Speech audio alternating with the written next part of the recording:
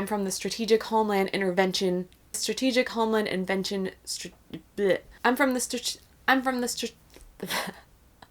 I can't say it. No wonder they turned it into S.H.I.E.L.D.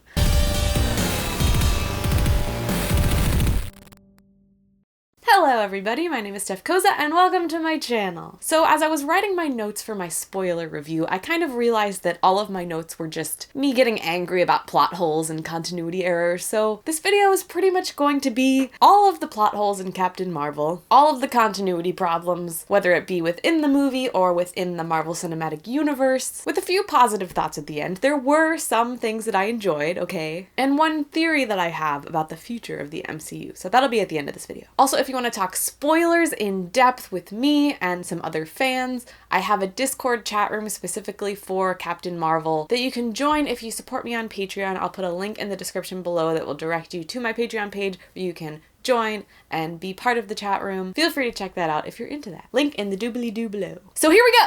Let's do this! I'm not going to include like plot holes and differences from the comics because obviously things are going to change. Things always change. Like Mar-Vell is now a woman and her character is pretty different. Carol Danvers' origin story is pretty different. I'm not going to get into that. It's fine. I'm over it. It's cool. So let's get started with the first plot hole that I noticed. And that is that S.H.I.E.L.D. was not called S.H.I.E.L.D. until 2008. At least as far as the MCU goes. In Iron Man 1, Coulson tells Pepper the name of their organization. He's like, "Hi, I'm Coulson. I'm from the Strategic Homeland Intervention Enforcement and Logistics Division." Right? And Pepper's like, "That's quite a mouthful." And he says, "Yeah, I know, we're working on it." And then at the end of Iron Man 1, he's talking to Pepper again, and he's like, "Just call us S.H.I.E.L.D." Which means at some point in the duration of that movie, he or someone at S.H.I.E.L.D. decided, why don't we just call it S.H.I.E.L.D.? Which, if you think about it, they should have just called it S.H.I.E.L.D. from the get-go because, like, obviously that's what it stands for. But either way, that's what happened and nothing makes sense. It's like the people who directed this movie never saw any other movie in the MCU. Like, they're just totally not familiar with anything going on outside of Captain Marvel. Let's continue. When Thor and Loki first came into the MCU, Fury was shocked. In the Avengers, he claims that they didn't know that alien races existed before Thor fought the Destroyer on Earth. And he says, not only do we learn that we're not alone, but we're also helplessly and hilariously outgunned. And then in the Avengers, Black Widow says that we were not prepared for this. She's like, we were not trained for this. We were not ready. We had no idea. How are you not prepared? How are you surprised by this occurrence? Because obviously, Fury knew all about this stuff. Maybe he was lying, he's kind of a pathological liar, but that seems a little bit weird. Why didn't he call Captain Marvel during the Avengers? Did he not think that was an emergency? Was that not a planet-threatening emergency that could have used some self-defense? Granted, you can justify it and say like, well, they probably weren't writing Captain Marvel at that point. They didn't know they were going to take it in this direction, but it's just sloppy, lazy writing, okay? Either way, this movie makes Fury look like kind of a dick. So let's talk about the cat. Or the Flurkin. Sorry, the Flurkin. So you could argue that this is not a plot hole. Technically, it checks out. It's not a plot hole. Like, technically it's not a plot hole, okay? And you can only really say that because Fury has a tendency to lie about vital information to manipulate people. We've seen that in all the Marvel movies. Like spilling blood on Coulson's trading cards in the Avengers, or telling Coulson, I can neither confirm nor deny that happened at the end of Captain Marvel. Tony Stark has referred to him as the spy. He's a spy! He's a liar! That's his job. So it is plausible, but it is irritating. You can't just rely on the fact that a character lies all the time to make up crazy shit. Especially because he uses his losing an eye experience in all of his, like, Nick Fury pep talks. Like in Winter Soldier when he says to Cap, the last time I trusted somebody, I lost an eye. That holds a lot of weight, and that was a really pivotal conversation in that movie, and now it's meaningless. It's just a lie. And yes, you can say, oh, well, he trusted the cat. Really? Really? You're gonna go with that? It can never be undone. It can never be taken away that every time he references his eye, I'm gonna be like, yep. Okay. And every time I see this great scene, you need to keep both eyes open. Where I once had chills, I will now have cringe. Plot hole number 4. This one is really nitpicky, but bear with me. The scene where she goes to see the superintelligence near the end. She walks in and there's like a record player sitting there playing Nirvana for some reason. Which, by the way, if you're going for 90s nostalgia, which the movie clearly was going for, why wouldn't you have it playing on like a Walkman or some sort of cassette tape thing? Just saying. But my issue is, this is all happening inside of her head, right? This is all sort of due to her memories. She sees the superintelligence as Mar-Vell, someone that she once knew. The whole concept of this space that she's in is inside of her head, so it all must be something from inside her head, right? Carol went missing in 1989. Come As You Are by Nirvana didn't come out until 1991. Unless she somehow heard it on Earth within the past 2 days, how did she possibly have a memory of this song in her head? Okay, I know that's so nitpicky and it really doesn't matter that much, but I'm just saying it's a little bit of a sloppy decision. Just throwing it out there. Doesn't make sense. Also, not really a plot hole, but needs to be said. Who the fuck is this guy? This is like a bad cosplay of Ronan. I think he and Jennifer Lawrence had the same makeup artist. Also, did not realize until about 5 minutes ago that that is still Lee Pace. Like, they didn't recast him, because that's what I thought when I saw the movie. I was like, they recast Ronan. He was so good. But it's really just that his makeup is terrible. He looks nothing like Lee Pace. He didn't even really sound like Lee Pace. I'm still not entirely convinced that it was Lee Pace. I think it's a conspiracy. I also don't think he even really needed to be in this movie. I think it was just like an Easter egg for nostalgia's sake. But that is besides the point. Don't need to get into that. Another plot hole that could technically be argued, maybe not necessarily a plot hole, but more of some messy writing, is the Tesseract. I truly feel like the only reason the Tesseract was in this movie was so people could just be like, ooh, the Tesseract, I know what that is. I understood that reference.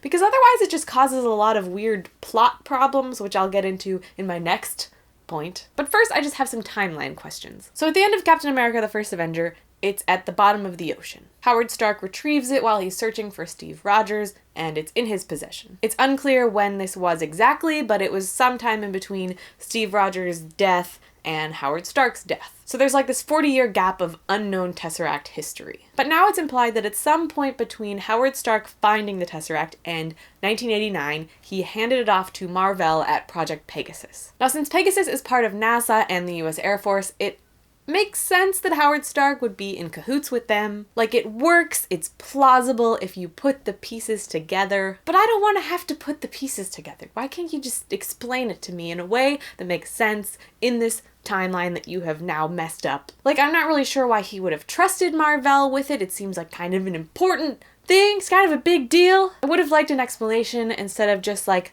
here's where the Tesseract is. This is canon. Don't ask any questions. Furthermore, if Captain Marvel got her powers from the Tesseract, because the energy source that she blew up was powered by the Tesseract and it gave her power, she absorbed its power, which means her powers more or less come from an Infinity Stone, the Space Stone, which is in the Tesseract. So does that mean she can hold an Infinity Stone and not die? I have so many questions. But if that's the case, if she's powered by the Space Stone, why doesn't she have any of the Space Stone powers? Like, why can't she teleport? Why does she have all these other powers? Like, seems like she's more powered by the Power Stone than the Space Stone. I mean, she took out those missiles effortlessly. Effortlessly. She looks way too powerful in this movie. Especially because, okay, so if she's powered by part of the Space Stone, just like a little smidgen of the Space Stone, right? Thanos is powered by all of them. All the stones, 100%, full capacity, he has them all. So comparatively speaking, he's like way more powerful than she is. But she looked way more powerful, or at least equally as powerful as he was. She's like Superman without kryptonite in this movie. Like, she has no weakness. She's so strong. She becomes like Super Saiyan God tier. Like, she has vegan powers. She's glowing. To be honest, I can't wait to watch Thanos beat her up. Is that wrong to say? Also, one thing that it's like, it's whatever. It's fine. The fact that at the very end of the movie, Nick Fury is looking at a photograph of Carol Danvers, and on her plane it says Carol Avenger Danvers. And then he looks at his computer and he's like, I'm gonna rename this organization, which I think he had called it the Protectors Initiative or something, and now he's retyping it and he decides to name it the Avengers Initiative. Whatever. Okay, whatever. names come from stupid origins. I would have preferred to just not even know at all. But Captain America's the first Avenger. He's the first Avenger!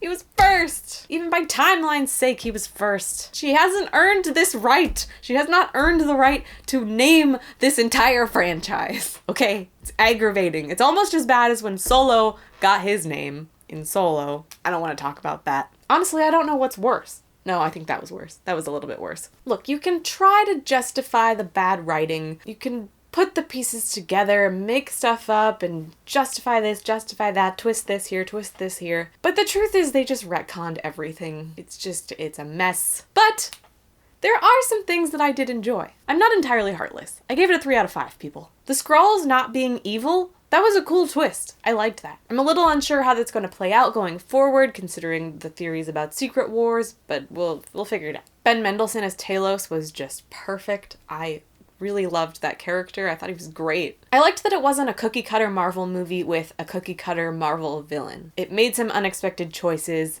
They kind of flipped the bad guys and the good guys, and I enjoyed that. I thought it was cool. It was all about perspectives, and I dig that. Though I would like to know why they were perceived as evil in the first place. What's the beef between them and the Kree? Are the Kree really that evil that they just wanted to, like, decimate their entire race? Kill all the cute Skrull babies just to satisfy their God complex? I also really enjoyed Coulson being a Skrull. That was a fun twist. Coulson standing in the Blockbuster parking lot being like, where'd everybody go? Great moment. Also, not gonna lie, while I hate the cat taking out Fury's eye, I did kind of like the cat. I liked the Flurkin. Watching tentacles explode out of a cat's face and then just eat a bunch of people is enjoyable. I cannot deny. I also really loved the nod to Stan Lee, not just the opening Marvel logo, which made me tear up and I almost cried right there, but also when she's walking on the train and she sees him sitting there and he's reading the screenplay for Mallrats, which is such a great Easter egg. I loved that. And she just looks at him and nods and is like, thanks, man. I appreciate you. That was good. That was a good moment. Although, side note, another plot hole, another really, really tiny plot hole. This is the most nitpicky thing I will ever say, and I honestly hate myself for even bringing it up. But technically, actually, this movie is set in 1995. Mallrats came out in 1995. Technically, Stan Lee would probably not be practicing his lines for Mallrats, since he probably already shot it in 1994. Also, his hair was brown. But it's fine, I still loved it. I did. It was a good Easter egg. It's a video about plot holes, okay? I just had to point it out. But it's done. We're done. We're moving on. One controversial scene is the fight scene where I'm Just a Girl by No Doubt is playing in the background. Now, I didn't hate it as much as most people. I kind of liked it. Though I do think it was a bit obvious, a bit unnecessary. It was sort of trying to be Guardians of the Galaxy, but not really knowing how to do that properly. And it was kind of on the line of, okay, you're trying too hard to be a feminist movie. We get it. It is a feminist movie. We know. It wasn't over the line. It wasn't too much, but it was just on that line. Where it was okay, we get it. But I think it could have worked. I do think it could have worked if they choreographed a fun fight scene. I like that song. It's a good song. It's a fun song. So it needs a fun fight scene. Unfortunately, it was just kind of a shitty, forgettable fight scene, so it didn't quite land. But I think that it could have. I really do. I think people should stop taking it so seriously. It was supposed to be fun. It just didn't work out. But anyways, those are my spoilery thoughts. I'm gonna close this video with a theory that I have. So, I really liked Monica, Maria's daughter. I thought she was cute, she was sassy and fun. And she has a line that's something like, I might build a spaceship one day, you don't know. And it felt like foreshadowing. That is a loaded line. Now, in the movie, her name is Monica Rambeau. Or Rambeau, I don't know how to pronounce it. In the comics, that is a character who becomes Captain Marvel in the 80s. She also later went by Photon, Pulsar, and Spectrum. So maybe she'll become Captain Marvel later on, or maybe they have plans to make her be someone else. She could be Ironheart. They do look very similar. Though there are also some theories that mantle might go to Shuri from Black Panther, which I would also be totally down with. Or maybe she'll just grow up to be a badass who builds a spaceship. I don't know. Either way, I feel like we haven't seen the last of her. I feel like that was foreshadowing. But that is all that I have for you today. There have been so many people talking about plot holes and continuity errors. I'm sure there's something I missed, so let me know in the comments if you have any plot holes that I missed, or any theories that you have about the MCU, any thoughts about Captain Marvel, or tell me your favorite strong female character. But that is it for this video. Thank you guys so much for watching. Be sure to like this video if you liked it. Be sure to subscribe if you want to do that. I talked about a lot of other stuff in my spoiler-free review if you want to watch that and see anything else that I have to say. But that's it. Thank you guys so much for watching, and I will see you in my next video. Bye!